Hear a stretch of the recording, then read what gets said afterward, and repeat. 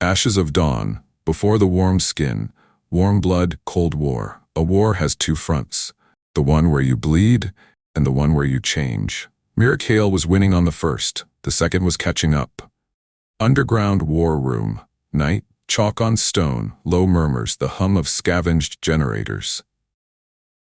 The cave they called the war room grew more crowded each week, not with bodies, those came and went, but with lines. Every new strike etched another scar onto the map, a record of where humans had finally stopped running. Mira stands before the wall map, hair tied back, fatigue in the lines of her face but eyes sharp. White chalk circles mark recent attacks. Red crosses mark known vampire labs. Jonah, Leon, Rafe, and Anna stand nearby. We're seeing patterns, Mira. They're rerouting convoys away from the edges, reinforcing central hubs. I get it. Skirmishes on the border are cute. But if we want to hurt them, really hurt them, we go for where it hurts, here. He taps a red cross labeled Node 12K Research Medical. That's not just a convoy stop. That's a lab complex. My kind of nightmare. Intel from Haven 3 says that Node's got unusually high energy consumption. Constant. Not just when convoys arrive. Whatever they're doing in there, it's big. Mira studies the mark. Vamps don't waste power. Not anymore. If that node's drawing that much current around the clock, it's not just logistics, it's research. Cloning blood? Nanotech? Both? Doesn't matter which. If it helps them stop needing us or hide better, I want it, Ash. Sometimes strategy is just a cleaner word for vengeance. Surface, outskirts of Node 12K night. Night wind, distant hum of power lines, insect buzz. Node 12K sat where a university campus once stood. Lecture halls and dormitories gutted and rebuilt into something sterile and humming. In another life, people had come here to learn how to heal the world. Now the dead came here to learn how to own it forever. Mira, Anna, and Jonah lie prone on a ridge overlooking the complex. Below, a cluster of reinforced buildings, bright in the night, patrolled by vampire guards in black. Thermal shows about 30 vamps on outer patrol. Interior numbers unknown. No lichens on the perimeter. Heavy EM signatures from that central building. See that glow? That's not just lights. That's machinery working overtime. Power lines? Underground, mostly. But there's a satellite uplink on the southeast corner. They're talking to someone, or something. Mira adjusts her own scope, ignoring the little pulse of light that flickers at the edge of her. Vision, sigils overlaying physical shapes, her mind involuntarily drawing circles around guard routes. Too much channeling, too much binding. Lion's right, I'm starting to see in patterns even when I don't call them. Later. I'll worry about it later. We're not ghosting this one. We need intel, not just bodies. You want to go inside. I want eyes in their holy of holies. Leon needs samples, data chips, anything on what they're cooking. That perimeter is tight, Mira. We're good, but we're not walk through 30 vamps and back out good. That's why we're not going in alone. A howl sounds in the distance. Not close, not far. Anna stiffens. Lichens. Overcomes from a nearby position. Heard it too. They've been shadowing the node for weeks, according to Haven 3. Trying to raid waste trains, scavenge whatever the bloodsuckers throw away. Great. 2 flocks of monsters, 1 nest. Mira's expression shifts, hard thought behind her eyes. Maybe that's exactly what we need. Forest edge near Node 12K later. Trees creaking, closer howls, footsteps on leaves. Alliances in a broken world don't start with trust, they start with need and a shared hatred. Mira waits at the tree line, alone, rifle slung, hands visible. The moon filters through skeletal branches. In the distance, the lab complex glows. From the shadows, shapes emerge, 4 lichens in half-shifted form. Their eyes gleam, muzzles pulled back in suspicion. The largest, with ragged scars across one cheek, steps forward. This is Karuk, an older, battle-worn lichen. You've got guts, human, calling us here, or no sense of self-preservation. Call it a bad habit, he circles her, sniffing. You smell wrong, not like the others. Ash and iron, old words, the circle witch. I've heard worse nicknames. You've killed my kind. Your kind have killed plenty of mine. That's not an answer.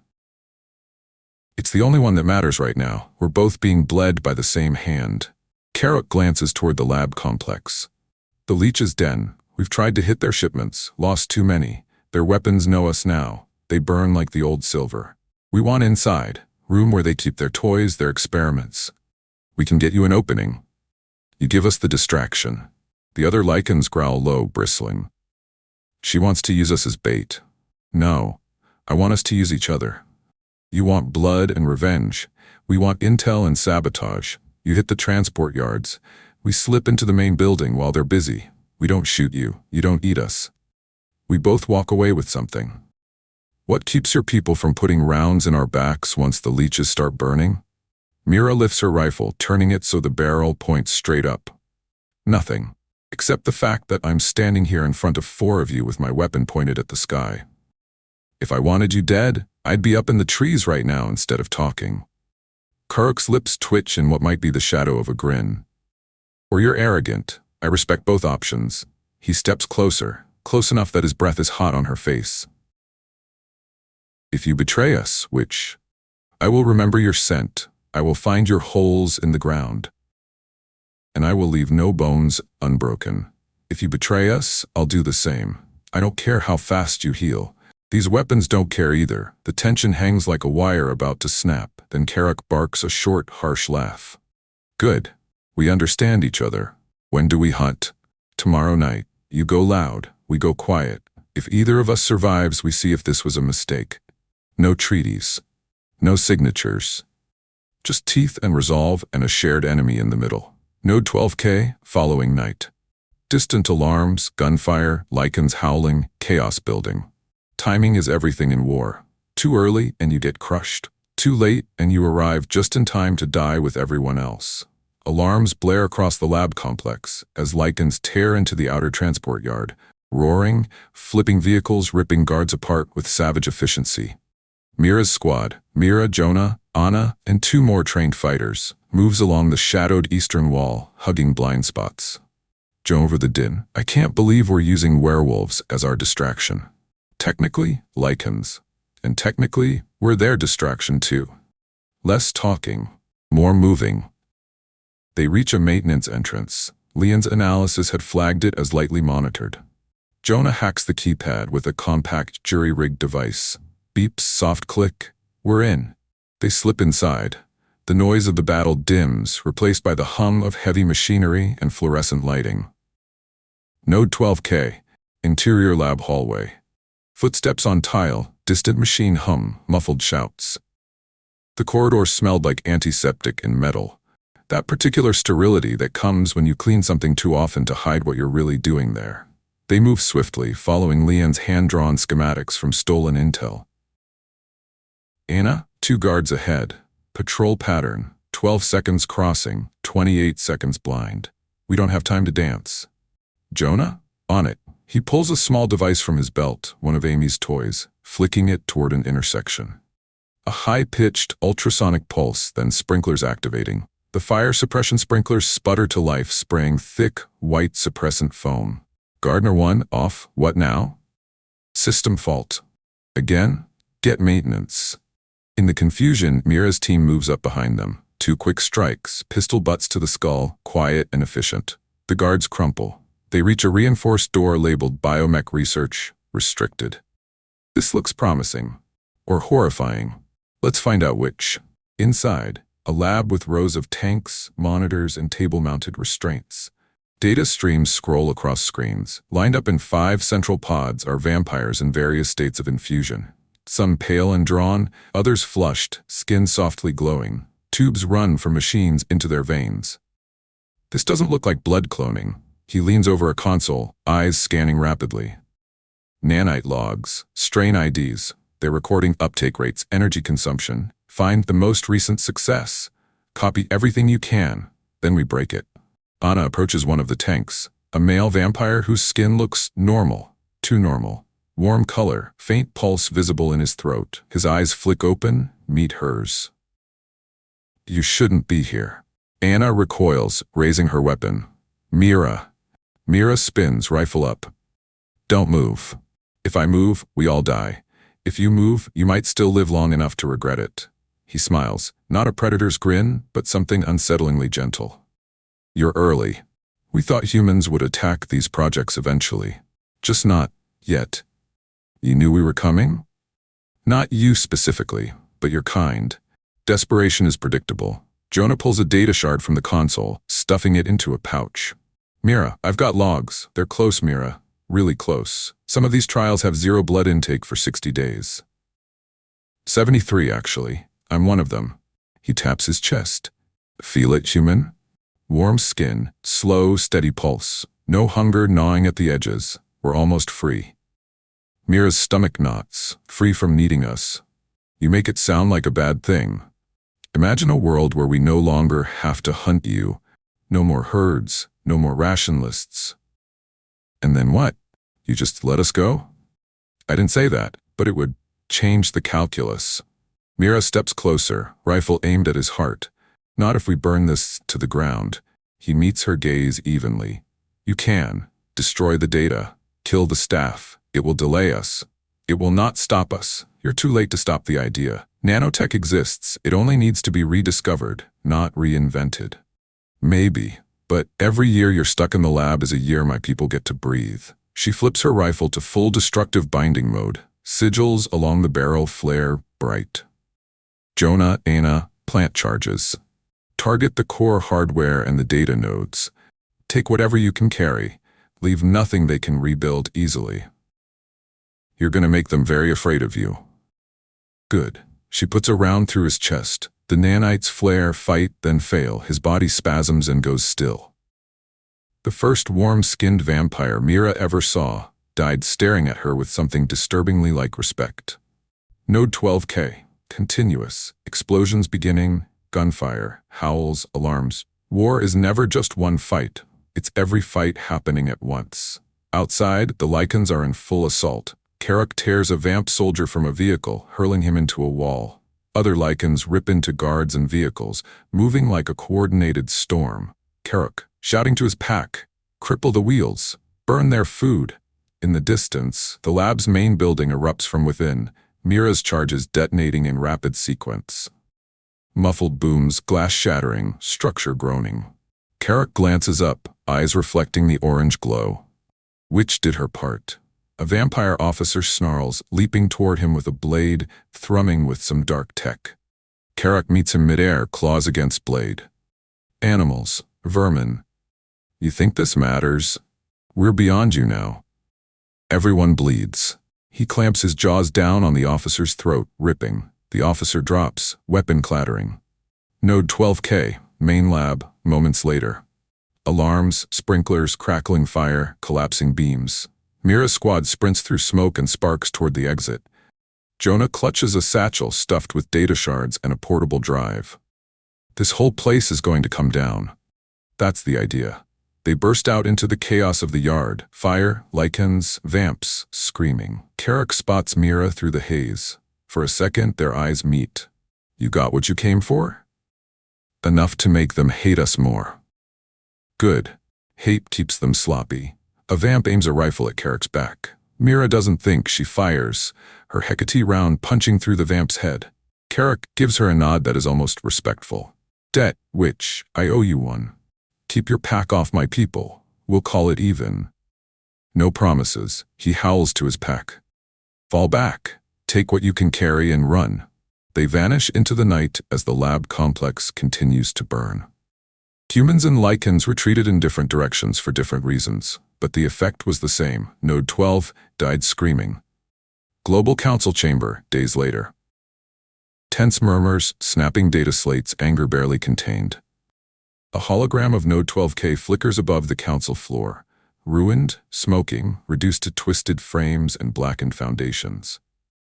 10 years of research, 2 elders overseeing. Gone.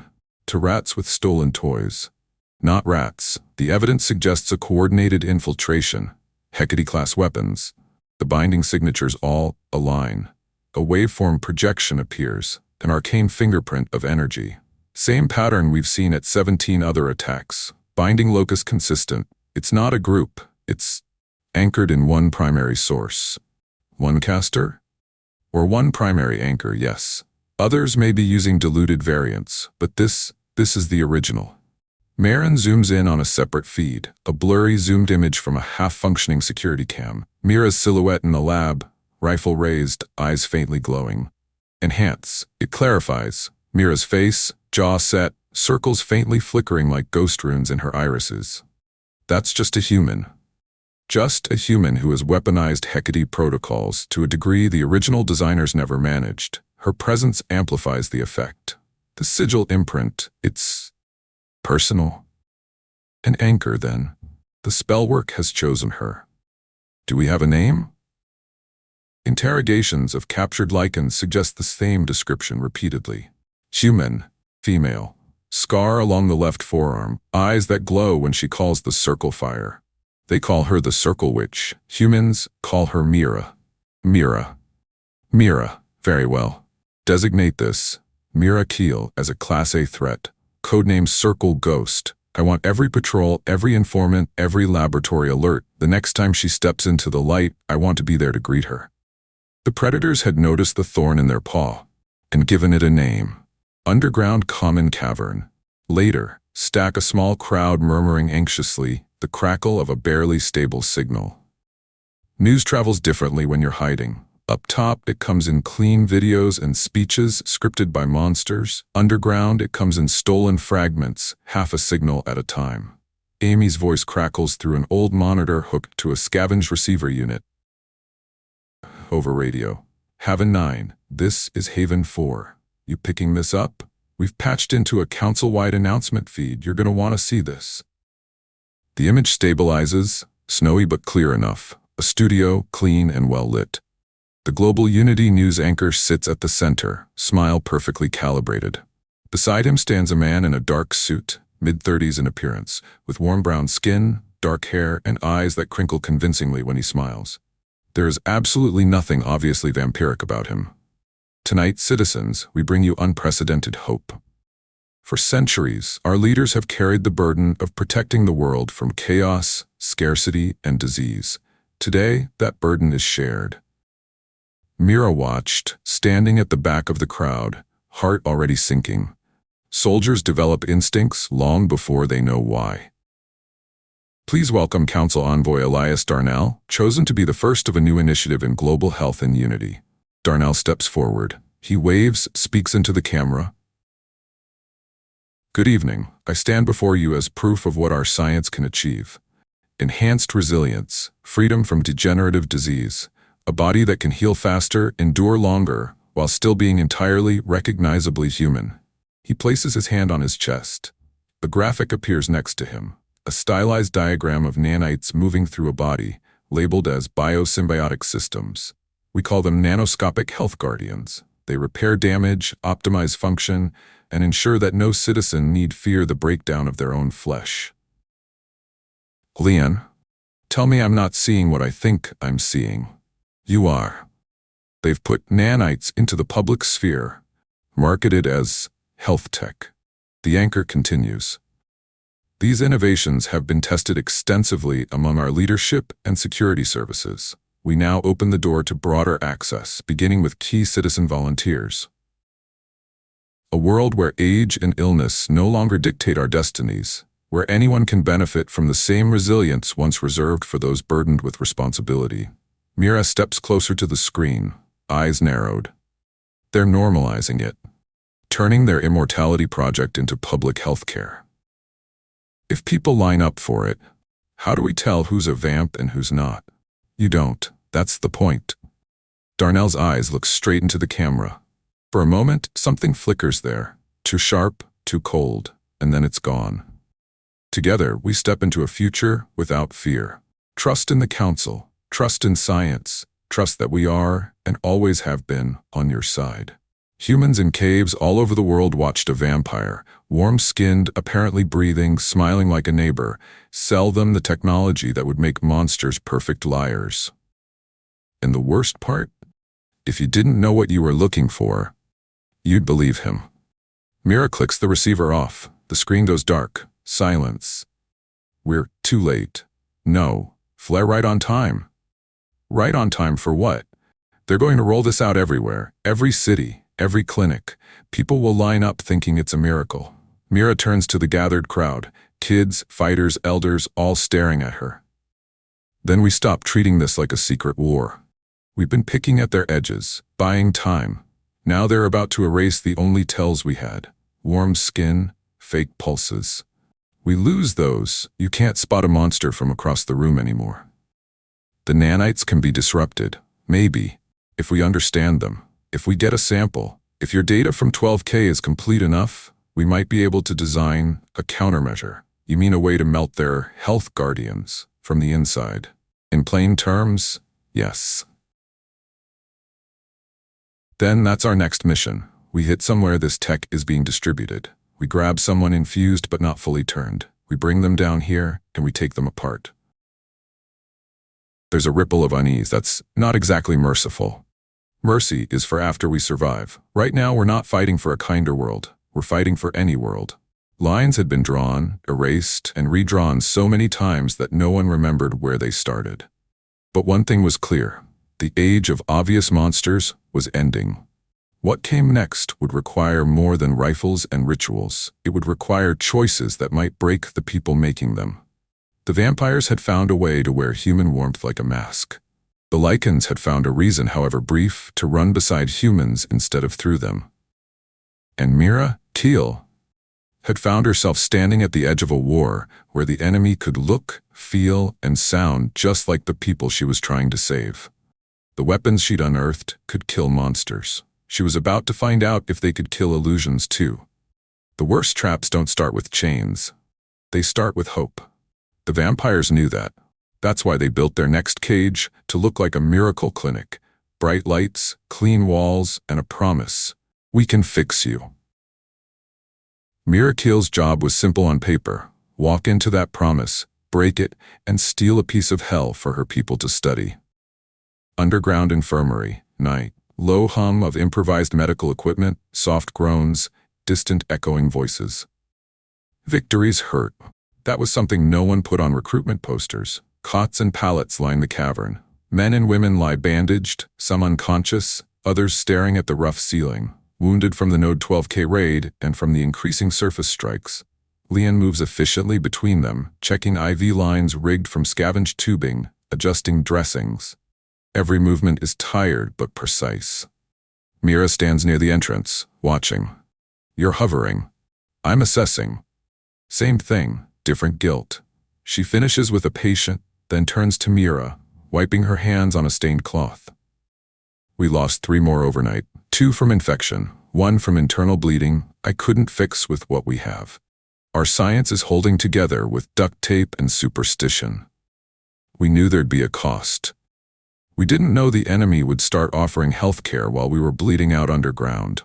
Mira's jaw tightens. That's why I need your answer. You went through the data from 12K. Can you disrupt what they're putting in people? Lead nodding toward a small side chamber. Come on, this conversation isn't for the wounded. Small lab cavern.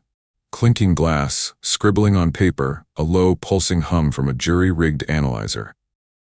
The lab is a cave corner packed with scavenged equipment, microscopes, cracked monitors, and symbols etched onto slabs of slate. On a makeshift table lies a shard of glass, faintly silver-streaked, residue from nanite solution, painstakingly recovered. This is what's terrifying.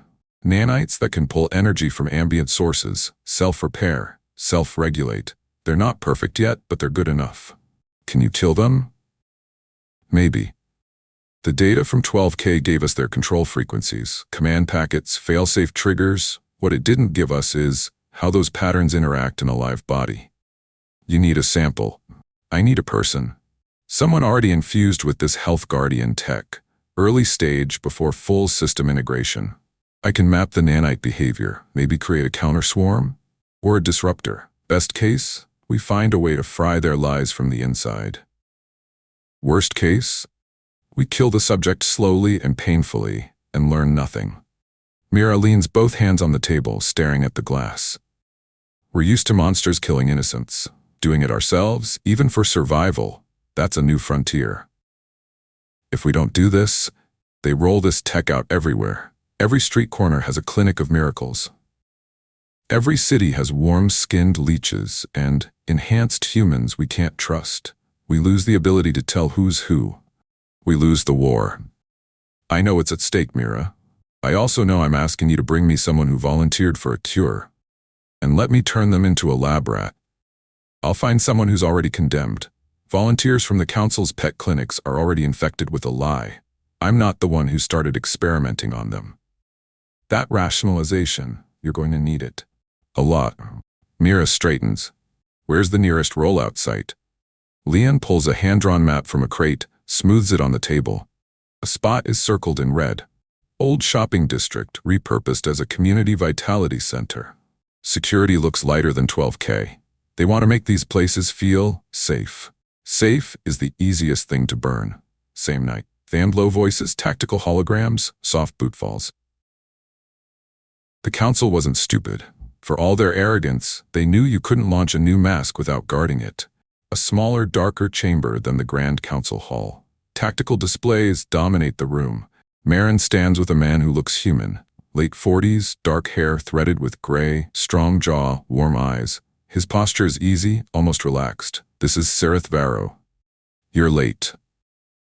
I prefer fashionably delayed. You dragged me off a very comfortable assignment, Marin. You were overseeing a covert operations cell in a region with no remaining humans. Exactly. No drama, no paperwork. She doesn't smile. We have a problem, a human one. She gestures to a hologram. Node 12K's before and after images, then a still of Mira from security footage. Mira Kael. Circle Ghost. She's behind most of the Hecate pattern attacks. Sereth studies the image, tilting his head. She looks tired. She looks dangerous, and thanks to her raid, they've had direct access to our nanite research logs. Our rollout clinics are now vulnerable. Another holo appears, the Community Vitality Center design. Welcoming architecture, clean lines, soft lighting. Clever branding. Make the cure look like a spa. You think she'll hit one? If she has any sense of strategy, yes. She'll want a live, infused subject. You're the only operative we have who can walk into those places, blend with the cattle, and still kill a Hecate user if you have to. Sereth rolls his sleeves up slightly. Beneath his skin, faint, silver-blue tracery pulses. Nanites, harmonized. Your new favorite toy. Batch 41, correct? Stable, self-sustaining, warm to the touch. You can pass as fully human in almost any context. I always could.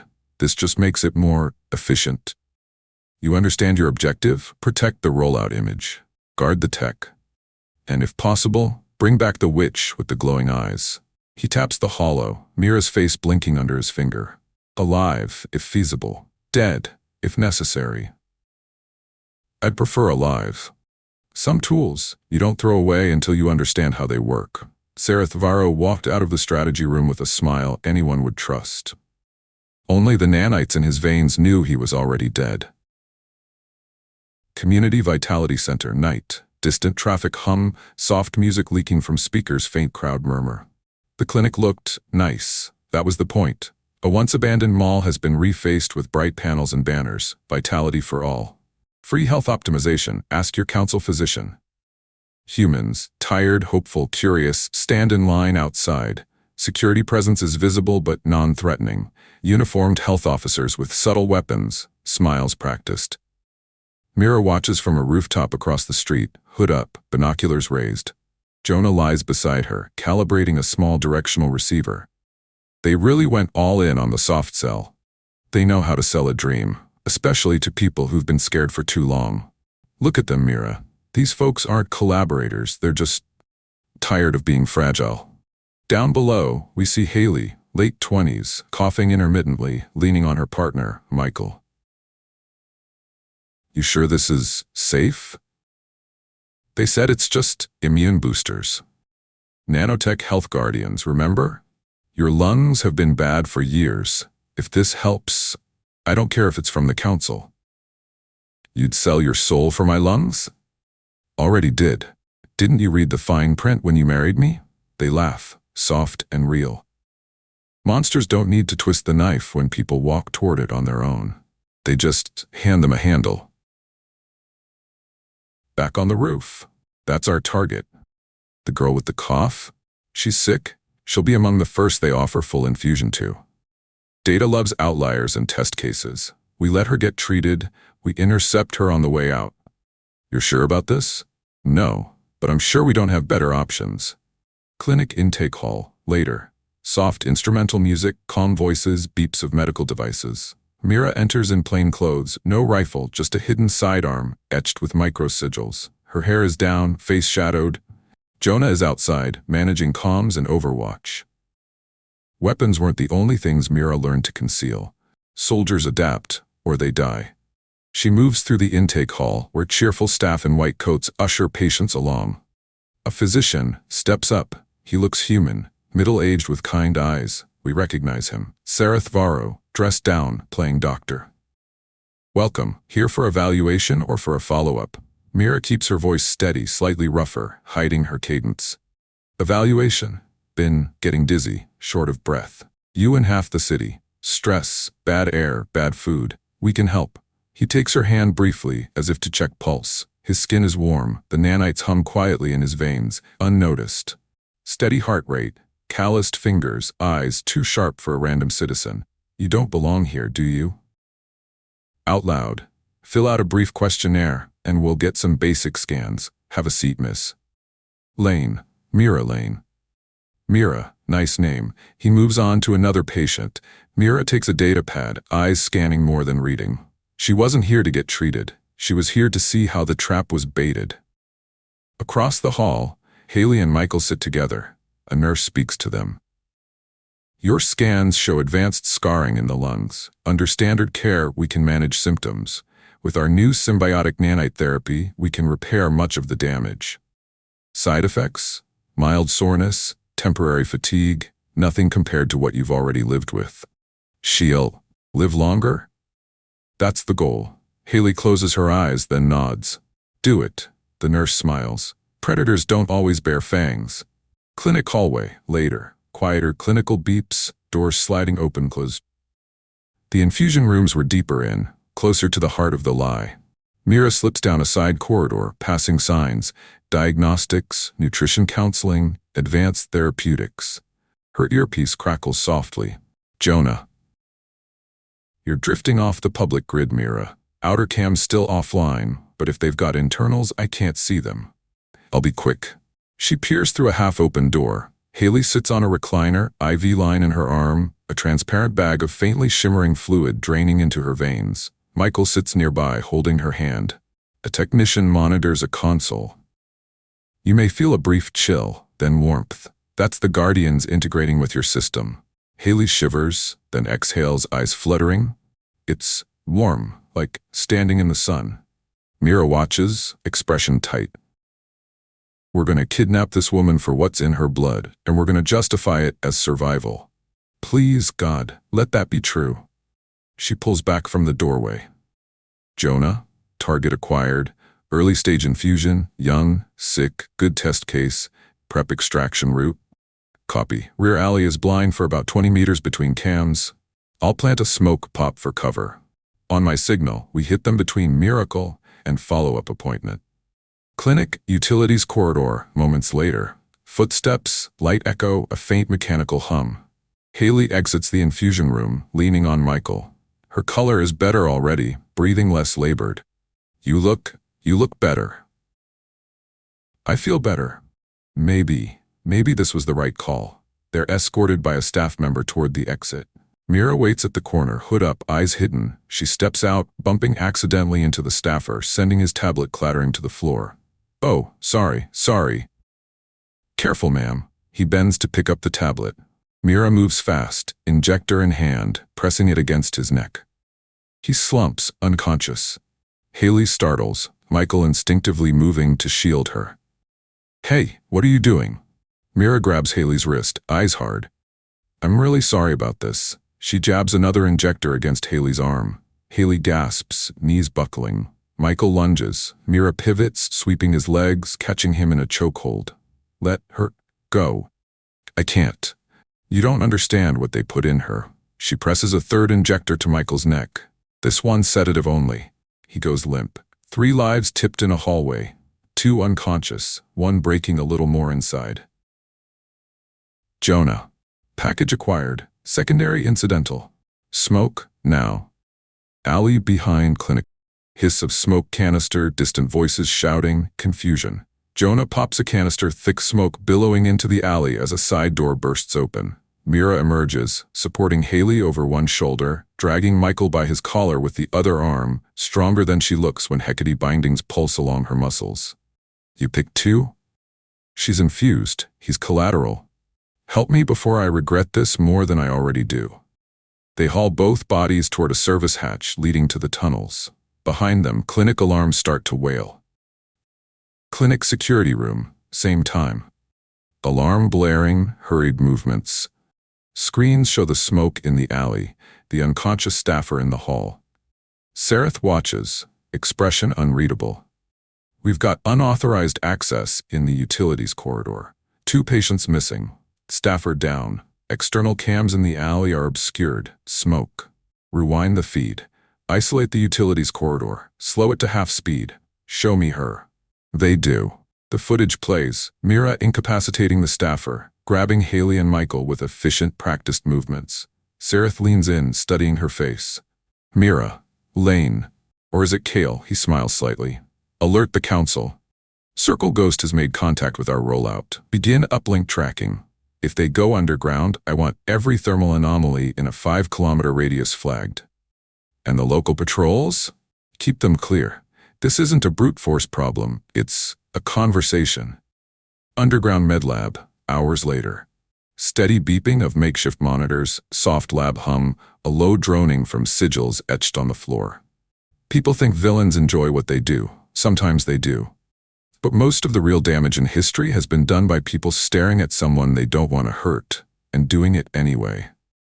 Haley lies on a cot within a chalk-drawn circle of symbols. Electrodes and improvised sensors are attached to her arms and chest. Michael is on another cot, still sedated but stable, watched by a volunteer. Leon stands over Haley, eyes fixed on a screen showing swirling patterns, nanites moving in digital representation. Mira stands back, arms crossed, face carved in stone. They integrated fast, faster than I expected. Nanites are clustered heavily in her lungs, heart, and major vessels. They're active, curious. Can we talk to them? Maybe I can broadcast counterfrequencies, see how they respond, but to really understand their limits, I'll have to push. What does push mean? Eyes flick to Mira.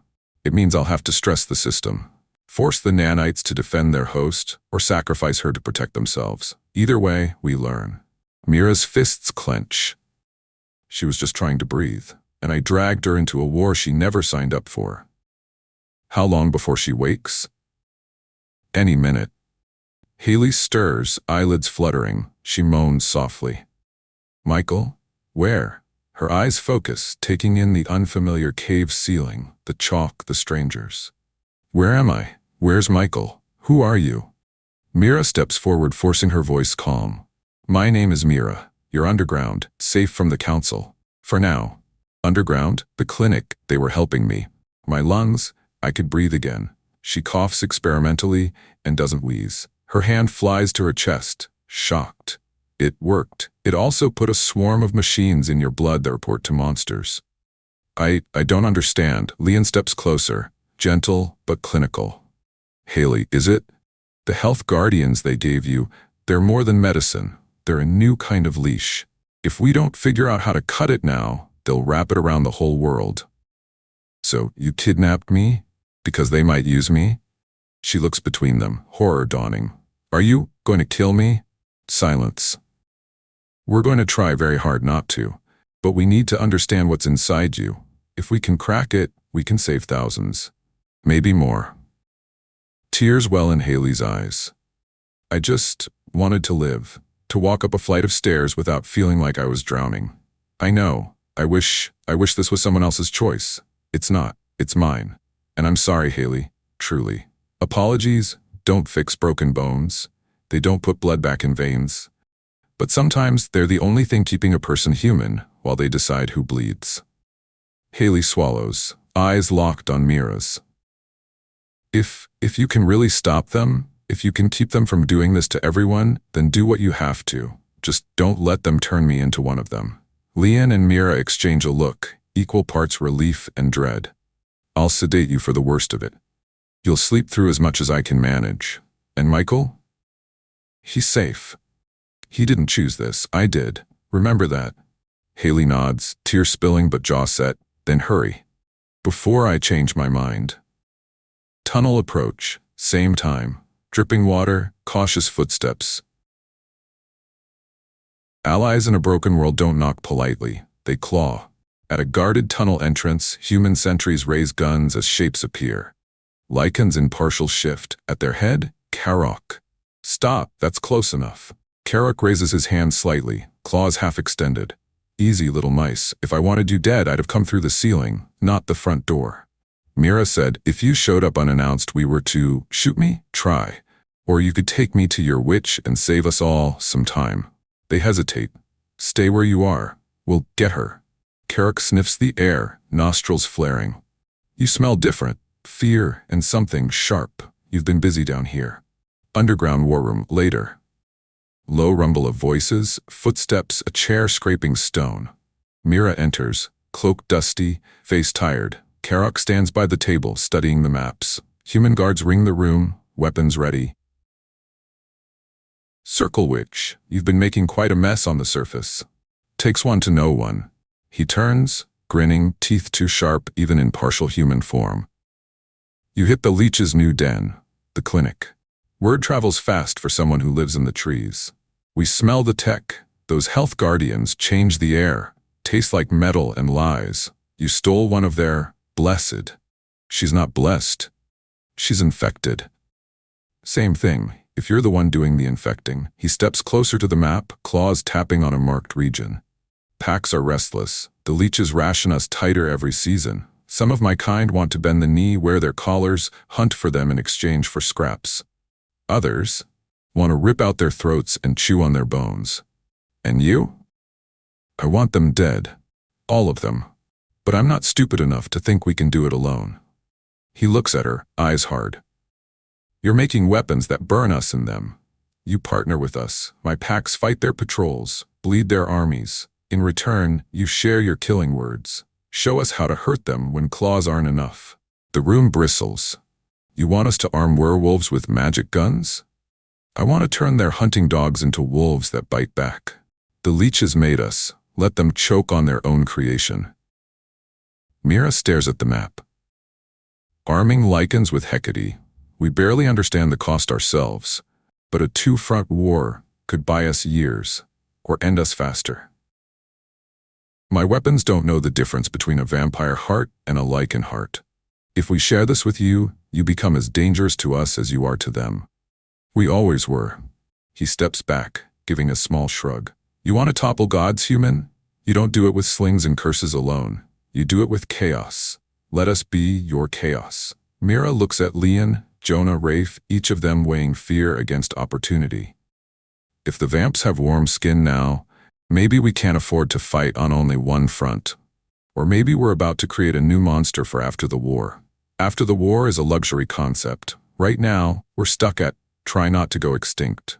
Mira closes her eyes for a moment, then opens them, decision settling like a stone. We'll start with limited patterns, low-yield bindings, enough to maim, not enough to annihilate. You give us intel on vampire positions, and you do not touch any human settlement under our protection. Karok grins, wide and pleased. A witch making deals with wolves. Your ancestors would be conflicted. My ancestors are dead. I'm trying to make sure we get new ones. They clasp forearms, human and Lycan, cautious, tense.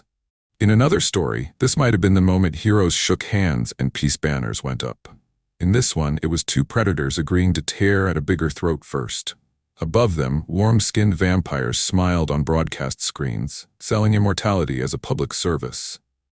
Below, a kidnapped woman lay in a chalk circle, her blood full of machines older than her grandparents' dreams of safety, while a scientist with shaking hands prepared to hurt her in the name of saving the world. And in the middle of all of it, Mira Kael made deals with wolves, broke promises to herself, and kept going. Because in a world ruled by monsters, sometimes the only way to stay human is to do things that don't feel human at all, and then refuse to let those things define you. The first weapons Mira Kael found were made for killing monsters. The next one she helped build was made for killing what monsters left behind. That was the problem. Monsters don't just live in bodies. They live in systems, technologies, and sometimes in the things you're forced to do to stop them. Underground med lab, late night. Steady monitor beeps, low hum of jury-rigged machines, a faint chanting resonance from the sigils. Haley lies in the chalk circle, eyes half-lidded. Electrodes map her vitals. A small crystal array glows faintly over her chest, connected by wires to Leon's makeshift analyzer. Nearby, Michael dozes on a cot under light sedation, watched by a volunteer. Leon leans over a screen filled with shifting patterns, nanite activity visualized as swirling lines. Mira sits on an overturned crate, elbows on knees, watching silently. Focused, half-talking to herself. Baseline activity stable. Nanites maintaining oxygen saturation at 100%. Mild autonomic correction in cardiac rhythm, it's elegant. Don't fall in love with the enemy's toys. I'm allowed to admire the engineering while I figure out how to break it. Haley, how are you feeling? Floating, warm, like somebody turned the air up inside my lungs. Any pain? Pressure in your head? Not yet. Should there be?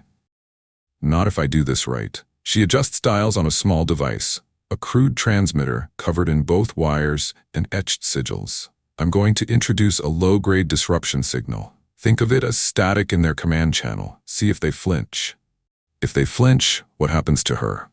Best case, they recalibrate. We learn their thresholds. Worst case, they panic and dump all their energy at once. We catch it early, we can dampen the reaction. And worst case, Leon hesitates, then doesn't sugarcoat. Cardiac arrest, systemic failure. Her body forgets how to run without the machines. Mira looks at Haley. Haley looks back. I said yes. If you can break them, do it. Leon nods, fingers trembling just a little as she flips a switch. A low, subtle drone like a tuning fork being bowed. On the monitor, the nanite patterns twitch, lines tightening. Haley gasps, arching slightly. Leon. I see it. Nanites are clustering, reinforcing vascular walls. They think she's under attack. Hot, it's hot. Sweat beads on her forehead. The crystal array above her chest flickers, its light stuttering. Backing off 10%, come on. Show me what you do when you're scared. On screen, the swarm changes shape, shifting from neat circulatory lines to dense knots at key organs. Lungs, heart, brain. There. Look. Prioritization routines. They're choosing what to save. Can you exploit that? If I can get them to over-prioritize one cluster, I might be able to starve the rest. If we can kill the swarm without killing her, Haley starts to shake, teeth gritted. It's inside my head, like needles. Please. Leon, that's enough. I almost have their pattern. If I stop now, it'll take days to reproduce this response. You push her any further, I'm pulling you off the board. Enough. There's a tense beat. Then Leon flicks the switch. The drone cuts off. Monitor beeps slowly. No. Haley collapses back against the pallet, panting. The glow in the crystal array settles. That sucked. Vitals stabilizing. Nanite activity decreasing. They're going back to baseline. She exhales, shaky herself. I got what I needed for a first pass. Still hard, but relieved. You come near killing her, and I shut this down. I mean it, Leon. If I don't figure this out, Mira, they put this swarm in everyone topside. I'm not sure there's a version where nobody dies. Leon had data. Haley had scars nobody would ever see. And the nanites had learned something too. The world was hostile. That would matter later. Surface utility control hub. Same night. Soft hum of servers, distant city noise through vents. Underground, humans had maps carved into stone. Above, the council had something better. Entire cities wired like nervous systems. Sereth stands in front of a bank of screens, arms folded, watching a 3D schematic of the city's infrastructure. Lines trace sewer mains, utility tunnels, maintenance shafts. An engineer, human, collared, types nervously nearby. We traced the anomaly from the clinic alley. Smoke-masked visuals, but Thermal picked up 3 bodies moving toward this sector. He highlights a segment of sewer. From there, the heat signatures blur. Lots of background noise. Old water mains, geothermal vents from the old subway systems. You've done well. Fear's gonna ruin your posture, though. The engineer flinches. I just don't want to disappear into one of your detention programs, sir. Then don't. Keep doing your job, and you won't. He zooms in, adjusting filters, temperature, vibration, erratic movements. A faint path emerges, less like footprints and more like the ghost of a route. There. Not where they walked, where they ran. He taps a section where 3 lines converge. There's an access point here, a structural weakness, a forgotten hatch. Something. That sector was condemned years ago. Flood risk. No council maintenance for decades. Which makes it perfect for people who don't want to be found. Flag this zone and cut power to 3 adjacent sectors. I want the rats nervous. Won't that alert them? I want them alerted. Fear makes people move. Moving people leave patterns. He turns, smile fading as he walks away. The thing about warm-skinned vampires is they're very good at pretending to be patient. They're not. They're just very good at maintaining a pleasant expression while they set the stage. Lab cavern. Tool clinks, scribbling, intermittent electrical zaps. Leon stands over a table littered with cracked circuit boards, radio guts, and carved stone discs etched with sigils.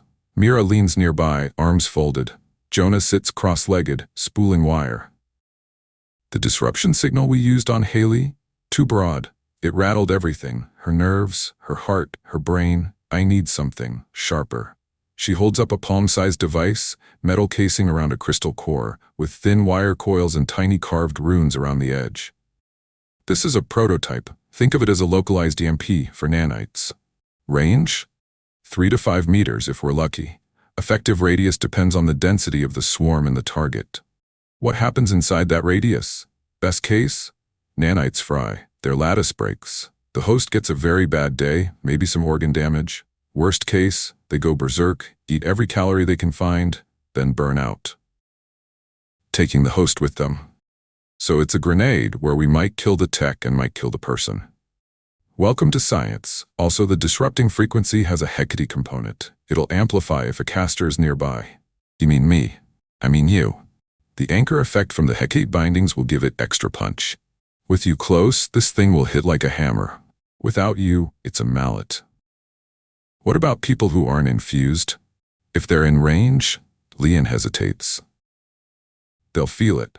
Nausea, disorientation, maybe a blackout, but it shouldn't melt anything that isn't full of machines. Shouldn't is doing a lot of work there. It's the best I can offer with what I've got, Mira. We're behind. This gets us closer to even. Mira takes the device, feeling the faint thrum inside it.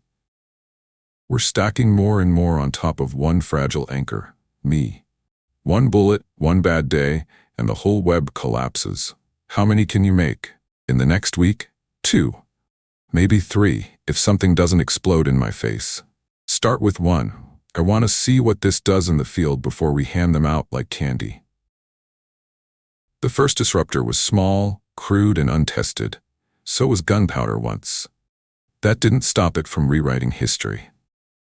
Surface, abandoned industrial yard, night. Wind through rusted beams, distant city hum, dog-like howls. Deals with wolves are only as strong as the first shared kill. The industrial yard is a field of skeletal cranes and rusted containers. Mira's squad waits in the shadows. Mira, Jonah, Anna, Rafe. Opposite them, Karak and 3 lichens loom near a derelict warehouse. The leeches move supplies through here twice a week. Blood shipments, tech, sometimes livestock. Livestock. Your word, not mine. He crouches, claw tracing a crude map in the dirt. Their convoy arrives from the east. 2 armored haulers, 4 escorts. We hit them here. Choke point between the towers. You take the high ground, we take the flanks. Optional objective. If any of the guards are infused, we test the disruptor. We'll smell the metal in their blood. What happens if it hits one of you? Then we find out if your witch doctor is as smart as she thinks. I'm willing to risk it. Mira isn't comforted. Our priority is intel and testing. Your priority is carnage. If you break formation, this alliance ends. Our priority is surviving long enough to see the leeches choke on their own arrogance. We won't break. We like your toys. Headlights appear in the distance, cutting through the gloom. Convoy approaching. Mira grips the disruptor, clipped to her belt, sigils faintly glowing in sympathy with the ones along her arms. First live test. If this works, we have a weapon against their miracles. If it doesn't, we just showed our hand for nothing. Industrial choke point, continuous. Engines rumbling, tires on gravel, sudden gunfire, snarls. 2 armored haulers and 4 escort vehicles roll into the choke point. Spotlights sweep lazily. Karak's pack hits first, shadows dropping from above, claws rending tires and armored plating. For the packs, vampire guards shout, weapons firing, strange crackling energy rounds that scorch metal and fur alike. Lichens, open fire. From the towers, Mira's squad engages. Targets only, people, no friendly fire. Hecate rounds slam into vampire torsos. Some drop, others stagger, their bodies fighting a losing battle as mystic binding eats through regenerative pathways. One guard moves differently, precise, too calm. His armor has subtle markings. Karak lunges at him, then recoils with a snarl. This one's wrong. Blood smells like machines. That's our test subject. She drops from her perch, landing in a crouch, sprinting toward the fight. Sigils burn brighter along her arms. The infused guard turns, eyes gleaming unnaturally clear. Circle Ghost. We're retiring that nickname. He aims a compact weapon, sleek, humming. Orders say you're worth more alive than dead. Orders don't always get what they want. He fires. A beam of crackling energy arcs toward her. Mira throws herself sideways. The blast grazes her shoulder, searing pain and a flash of white. That's new. New toys for new problems. He advances, fast, boosted by nanites. Mira staggers to her feet, yanks the disruptor from her belt, thumb hovering over the activation rune. Karak lunges again, but the guard slams a fist into his chest. Karak flies back, crashing into a crate. Hit like stone. Hey, Tin Man? The guard turns to her just as she slams her thumb down on the disruptor. A violent, pulsing thrum, like a subsonic bell being shattered. A wave ripples out, distorting the air, making nearby metal vibrate. The guard convulses mid-step, eyes wide. Infused guard. What did you? His veins light up silver blue, nanites flaring. Karak groans, clutching his head. Which? Your toy? Mira feels it too, Hecate bindings in her arms humming painfully, resonance building at the edge of her skull. Too close to the source. Lien, what did you hitch this thing to? My nervous system? The guard screams, not from pain, but from total systemic overload. His body stiffens, then begins to tear itself apart from the inside, skin blistering, veins bursting in luminous lines. The nanites didn't just die, they went feral. He collapses, twitching, then goes still. The glow fades. Karak slowly sits up, panting. Remind me, never to stand near you when you light that thing. Mira breathes hard, disruptor still humming in her hand. Noted. Around them, the remaining vampires are either dead or fleeing. Lichens tear into one hauler, ripping open crates, finding blood packs, medical supplies, tech. Feast and salvage. Karak, he looks at her. Did it hit any of your people bad? He sniffs, checks. One lichen nearby is dazed, shaking off dizziness, nausea. Head ringing, but we're alive. Can't say the same for Tin Blood. He kicks the infused guard's corpse. Your new spell has teeth, witch. And a recoil I don't like. We'll have to adjust. She glances at the corpse. Jonah, Aina, tag this body. If we can get even a piece of that swarm back to Leon, it'll help. Copy. Remind me to never piss off the person holding the glowing brick. The disruptor worked. It killed the swarm. It killed the host. And it hurt everything nearby. A victory by wartime math. A nightmare by any other. Council Ops room. Later. Quiet, focused, faint buzz of holoprojectors. A recording of the industrial yard plays in hologram form, captured from a high-altitude drone Venu was there. The disruptor pulse warps the image for a moment. Sereth watches, hands in pockets. We lost telemetry for 6 seconds when they deployed some kind of EM arcane mixed effect. After that, one of our infused assets flatlined. He highlights the guard's vitals spiking, then crashing as the disruptor fires. Swarm collapse. Complete. So, the witch has found a way to kill our guardians. He rewinds, watches Mira's stance as she fires the disruptor, almost faltering. But it hurts her too. Look, see the microtremor in her left hand after detonation? The Hecate effects are anchored to her. If the disruptor taps that, it's pulling power through her nervous system. Which means every time she uses it, she pays a price. Good, we can work with that. He switches to a topographical map of the city's understructure, overlaying the ambush location, clinic, and sewer traces. The Circle Ghost isn't just a soldier. She's a linchpin. Kill her. The weapons still exist, but weaker. Break her, and they might shatter. Sir, Council Protocol strictly recommends. Council Protocol doesn't know what it's dealing with down there. I do. He smiles, genuine, like he's looking forward to something. Prep a small insertion team. Warm-skinned only. We're going downstairs. Predators like Sereth don't run at you teeth first. They walk calmly, politely into your living room and ask to be invited in. Medlab, same night, soft murmur, occasional cough. Haley sits up slowly in her cot, wrapped in a blanket. She looks better. Skin clearer, breathing easy, but her eyes have a faint, unnatural brightness. Michael sits beside her, still pale from the shock of waking in an underground bunker. I'm still not over the part where we got kidnapped by the Resistance. You? I'm trying to be grateful. It beats coughing my lungs out in a council queue. She flexes her fingers, frowning. Is it warmer in here? It's a cave. It's never warmer in here. Leon steps in, carrying a slate. You're feeling heat? Not. Outside. In my skin. In my blood. Leon's expression tightens. The disruptor agitated the swarm. Some nanites died, others adapted. She shows the slate Haley's latest scan. The nanite pattern is more organized, cleaner, less spread out.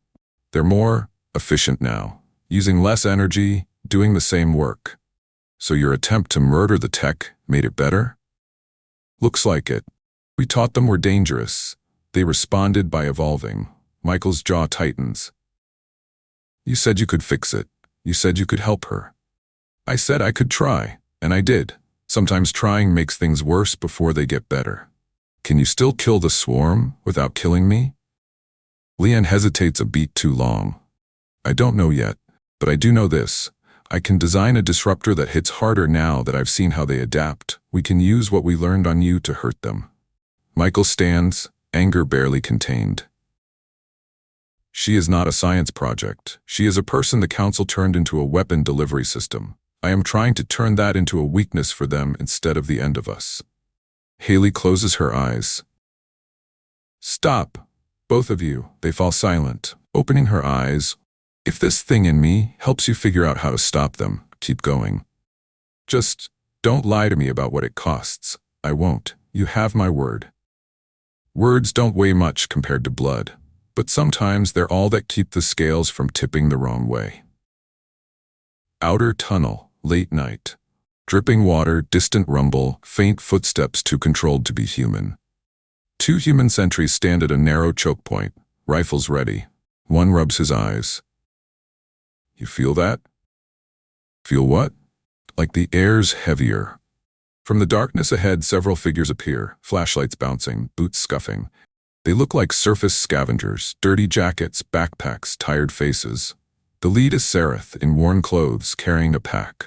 His movements are relaxed, non-threatening. Easy, friends. We're not here for trouble. The sentries raise weapons anyway. Nobody just stumbles down here. Hands where I can see them. Sereth raises his hands, palms out. Of course, we were following an old sewer map, trying to avoid patrols topside. Heard rumors there were people down here. We're tired of the Council's kindness. How'd you get past the collapse at Sector D? Without missing a beat. We didn't. Detoured through an old substation. The one with the rusted coil towers? Smells like ozone and mold. The sentries exchange a look. That is a real place. Turn around. Hands on the wall. We search you, then we see if command wants you. Sereth steps closer, smile warm. As he passes a narrow part of the tunnel, a faint flicker runs under his skin, the nanites responding to something. He glances up. A tiny Hecate detonation mark is etched into the rock nearby, a defensive charm, barely active. Internal thought, clever witch, marking her territory, out loud. Whatever you say.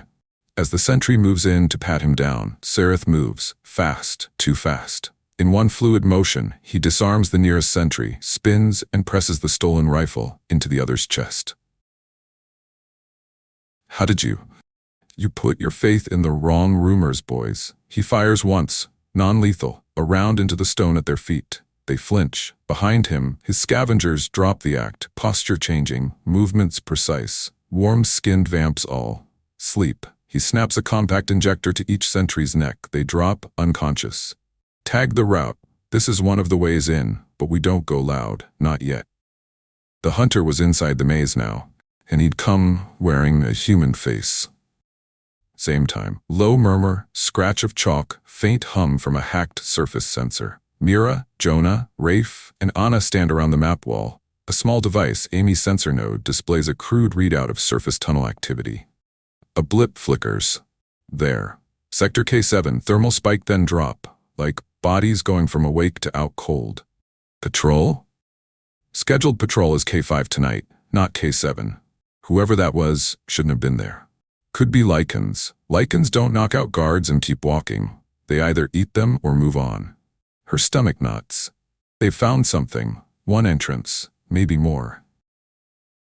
Double patrols in all tunnels connected to K7. Quiet, no panic. We don't know how many we're dealing with.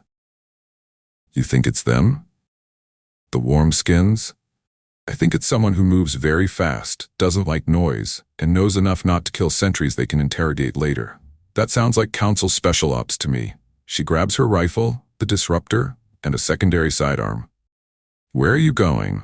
To say hello. If they're in our house, I'm not going to wait for them to pick the room.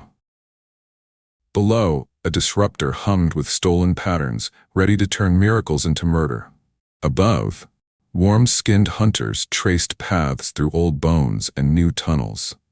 Haley carried a smarter swarm in her veins than Leanne had planned for. Karak tasted the bite of a weapon that didn't care what kind of monster you were. And Mira Kael walked toward the place where all those threads would meet. The next time she used the disruptor might save her people. It might also tear a hole in the one thing they couldn't afford to lose, the illusion that they were still the good ones. There are places where sound goes to die. Old tunnels, flooded sewers, concrete ribs under cities that forgot they had bones. Mira Kael knew those places well. Tonight, so did something else. Tunnel Sector K7, night. Dripping water, distant rumble, boots on wet stone, muffled radio static. Mira moves through the narrow tunnel, rifle low, disruptor clipped to her belt, light dimmed. Anna is behind her, then Jonah and Rafe. All are on edge. Faint glow runes are etched at intervals along the wall. Hecate trip marks, barely visible. The marks on the stone were Mira's way of admitting she couldn't be everywhere at once. Little whispers of force stitched into rock meant to twitch if something unnatural walked past. Tonight, they'd twitched, and not because of lichens. Third mark's been disturbed. The resonance is wrong. Not lichen. Not us. Mira brushes her fingertips along the rune. A faint after-image flares in her mind. Footsteps too smooth, a warmth that isn't human. Someone came through 2 minutes ago. Maybe less. 5 bodies. Heavy enough for deer, light enough to move fast. I hate it when you do that. I hate that we need it. Safety's behind us. We keep moving. They progress deeper, the tunnel narrowing, ceiling lowering. Pipes run along one side, rust flaking. If they're special ops, they'll want high ground. We're walking into a funnel. Good. Easier to make a funnel collapse. Adjacent tunnel, same time. Careful footsteps, the faint jingle of gear, a quiet exhale. Sereth leads his team, 4 warm-skinned vamps in muted gear. Their eyes adjust easily to the dark, their movements are precise. One of them, Lissa, touches a hair-thin sensor fixed to the wall. Hecate trace is strong here, you feel that? Sereth closes his eyes for a moment, inhaling. Burning metal and old prayers. Yes, she's close. She being the witch? Don't call her that. She's a soldier with a rare key in her pocket. Words matter. They determine how hard you try to keep someone breathing. He gestures forward. 2 of you loop right, cut off their retreat. Lissa, you're with me. Non-lethal if possible. The council would prefer to take this one apart alive. And the others? Collateral is negotiable. They move on. Sareth walked like someone who knew the map before it was drawn. The nanites in his veins hummed quietly, matching the pitch of the world around him, a tuning fork in a graveyard. Tunnel junction, moments later. Slight echo, trickle of water, a pipe creaks. Mira's squad reaches a junction where the tunnel forks left and right. Overhead, a maintenance shaft rises into darkness. Mira raises a fist. Halt. No fresh prints in the mud left. Right looks busier. Hearing something. 1 o'clock. Soft. A pebble drops from above, landing with a tiny splash. Mira's eyes flick up. Her rifle follows. Above, at the lip of the maintenance shaft, a figure leans down slowly, hands visible, empty. Sareth. He offers a quiet, disarming smile. Easy. If I'd wanted you dead, I wouldn't have dropped the pebble first. Great. They sent a comedian. Hands higher. And if you so much as twitch, I rewrite your skeleton. Sareth obliges, hands raised over his head as he drops lightly down into the junction with inhuman grace, but not so inhuman it looks impossible. Just very well trained. He lands, knees bending, then straightens. His skin looks flushed, alive. No fangs on display. Mira Kael, at last. He knows your name. A lot of corpses know my name. Doesn't help them. Sareth chuckles softly. I imagine it doesn't. My name is Sareth Varro. I'm here on behalf of the council. We should talk. We're fresh out of chairs and coffee. You can do your dying standing up. For a moment, they just looked at each other. Two predators who had finally found the other's eyes in the dark. Sareth keeps his hands visible, glancing once at Mira's disruptor. Clever device you have there. Crude, but clever. Our man at the yard didn't enjoy its debut. He enjoyed not needing blood for 70 days. Call it even. He nods, conceding the point. You've seen what the nanites can do. You know what happens if we integrate them into the general population. Yeah, you get an army you don't have to feed. Or a population that doesn't get sick or old the way it used to. Perspective. Your population is livestock. It's a symbiosis, but symbioses evolve. His attention returns to Mira. You're fighting to keep the old world's rules alive in a new game. I respect that. I also know you're losing. Her jaw tightens just a fraction. You come down here to gloat, or is there a point? There's always a point. You've managed to weaponize Hecate protocols better than anyone since the original Coven died screaming. You've turned ancient, half-mystical theory into a field system. That's impressive. Wasteful if you all die in caves. He's stalling, or probing. Both. Efficient use of time. He takes a small step sideways, slow, non-threatening, testing. Mira's rifle tracks him without a quiver. You know the council runs things topside. Governments, media, health systems.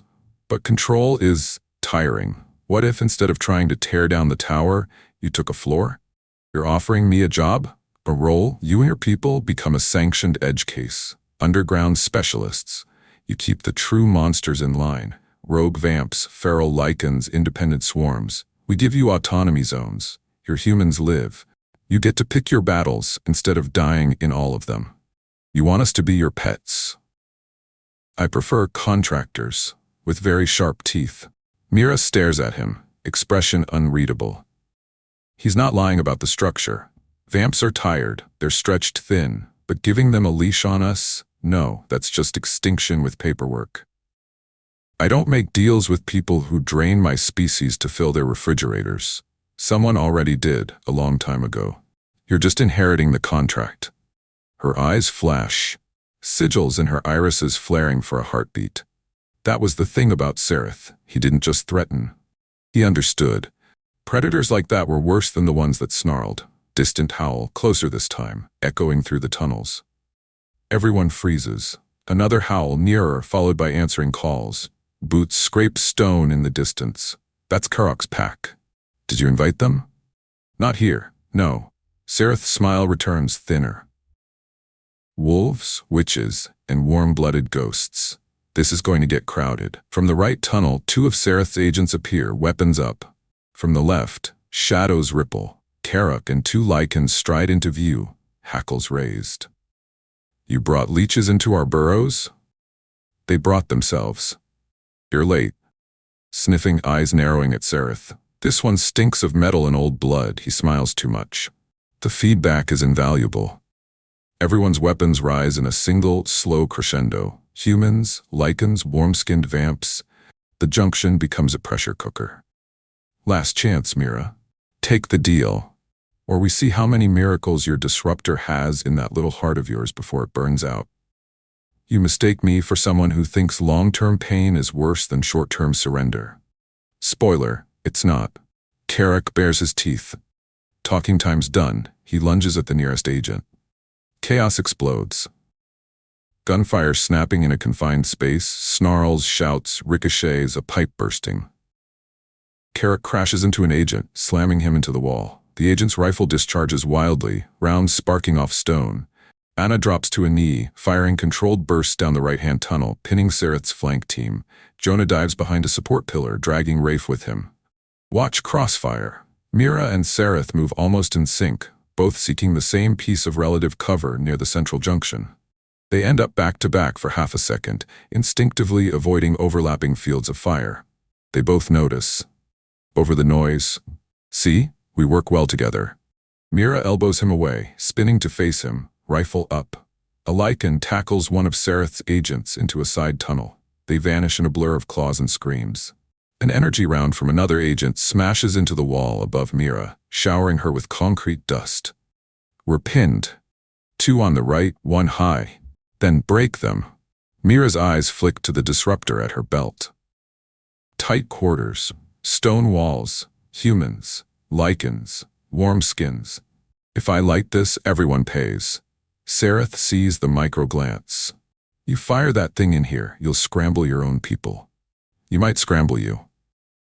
Better scrambled than leashed.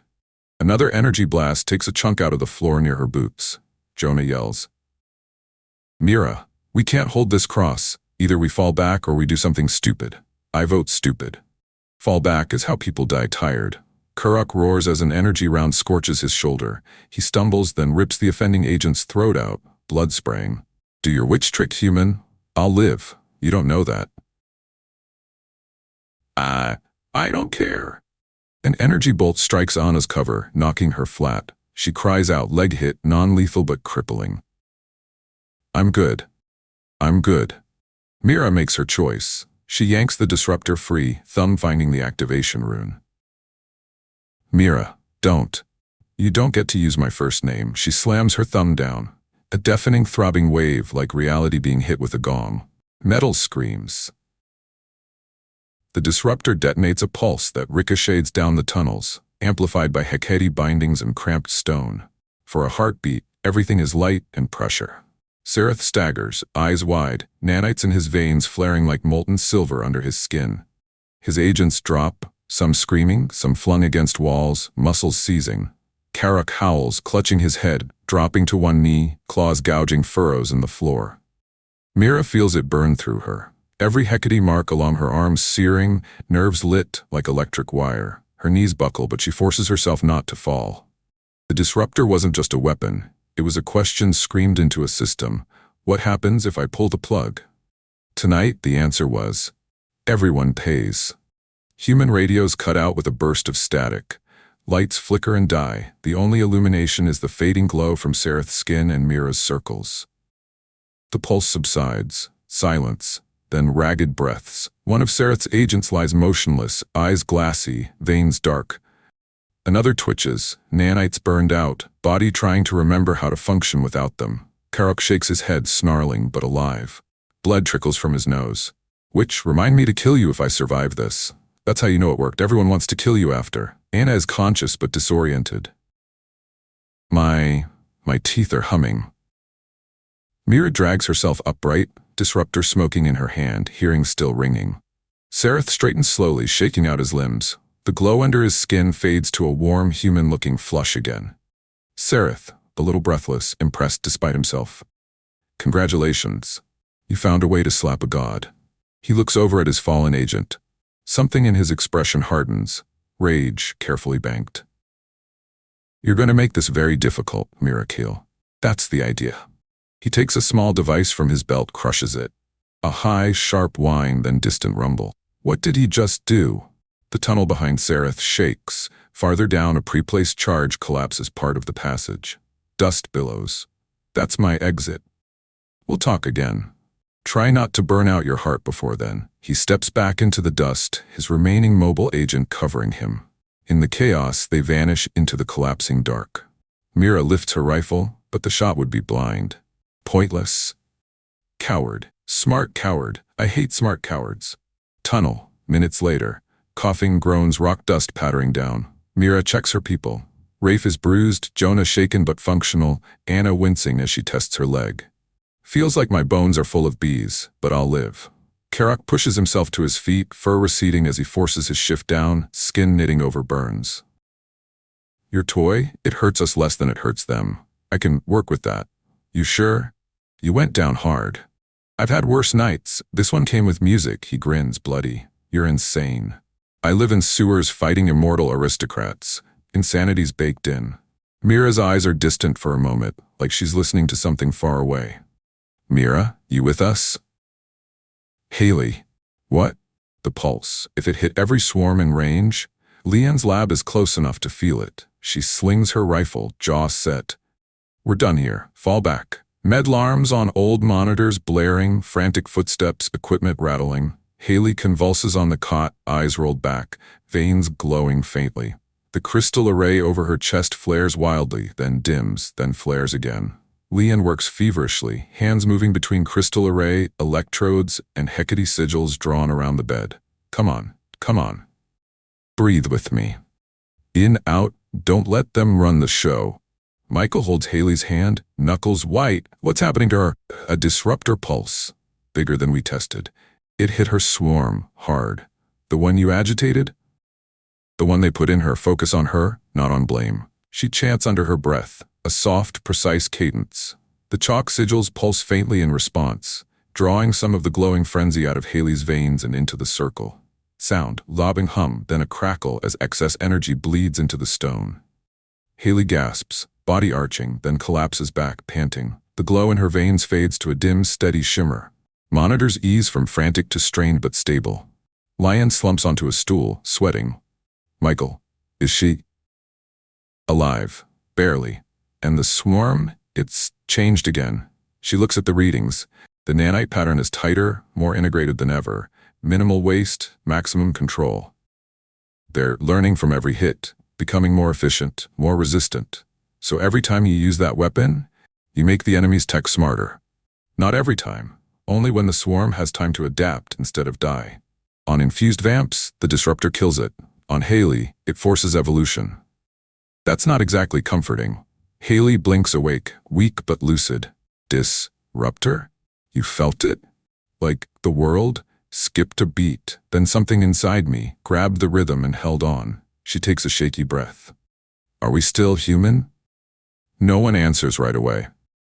That was the question none of them wanted to touch. Not really, because the honest answer was, it depends which part you're asking about. Later. Low, tired voices, chalk scratching stone, distant drip. Mira stands at the map wall, one hand braced against the stone. Leanne, Karak, Jonah, Rafe, Anna, and a few other leaders ring the space. Her skin looks pale beneath the dirt. The lines of Hecate ink on her arms are faintly inflamed. We have confirmation the council has warm-skinned operatives in the tunnels. They move well. They think ahead, and at least one of them enjoys hearing himself talk. How close did he get? Close enough to offer me a job. A ripple of murmurs. They want to co-opt us. If they can't kill us clean, they'll fold us in. They're scared. Good. Scared monsters make mistakes. So do scared humans and lichens. She lays a slate on the table, Haley's latest scan. The disruptor works on infused vampires. It destroys their swarm, leaves them vulnerable or dead. But on early-stage human hosts like Haley, it forces adaptation. They're learning to ride the pulse. Meaning? Meaning the more often we use it around people like her, the better the nanites get at surviving. We're not just fighting a static system. We're training it. So we can't use our best weapon near any health clinic survivors. Not unless we're willing to gamble with a long-term arms race inside their bloodstreams. Use it on leeches, not on their toys. Simple. It stops being simple when their toys are your neighbors. All eyes shift to Mira. She straightens, voice steady, though there's a wariness beneath it. The disruptor stays in play, but we use it with precision. Only on fully turned assets, vamps with swarms, not civilians with health upgrades, and only when we can stomach the collateral. And if we misread that line, then we fix it after, if we're still alive. Silence, heavy. We're fighting something that learns every time we hit it. Medlab, same time, alarms on old monitors blaring, frantic footsteps, equipment rattling. Haley convulses on the cot, eyes rolled back, veins glowing faintly. The crystal array over her chest flares wildly, then dims, then flares again. Leanne works feverishly, hands moving between crystal array, electrodes, and Hecate's sigils drawn around the bed. Come on, breathe with me. In out, don't let them run the show. Michael holds Haley's hand, knuckles white. Panicked, what's happening to her? A disruptor pulse, bigger than we tested. It hit her swarm hard. The one you agitated? The one they put in her. Focus on her, not on blame. She chants under her breath, a soft, precise cadence. The chalk sigils pulse faintly in response, drawing some of the glowing frenzy out of Haley's veins and into the circle. Low, throbbing hum, then a crackle as excess energy bleeds into the stone. Haley gasps, body arching, then collapses back, panting. The glow in her veins fades to a dim, steady shimmer. Monitors ease from frantic to strained but stable. Leanne slumps onto a stool, sweating. Is she alive? Barely. And the swarm, it's changed again. She looks at the readings. The nanite pattern is tighter, more integrated than ever. Minimal waste, maximum control. They're learning from every hit, becoming more efficient, more resistant. So every time you use that weapon, you make the enemy's tech smarter. Not every time. Only when the swarm has time to adapt instead of die. On infused vamps, the disruptor kills it. On Haley, it forces evolution. That's not exactly comforting. Haley blinks awake, weak but lucid. Disruptor? You felt it? Like the world skipped a beat. Then something inside me grabbed the rhythm and held on. She takes a shaky breath. Are we still human? No one answers right away. That was the question none of them wanted to touch. Not really. Because the honest answer was, it depends which part you're asking about. Low, tired voices, chalk scratching stone, distant drip. Mira stands at the map wall, one hand braced against the stone. Leanne, Karuk, Jonah, Rafe, Anna, and a few other leaders ring the space. Her skin looks pale beneath the dirt. The lines of Hecate ink on her arms are faintly inflamed.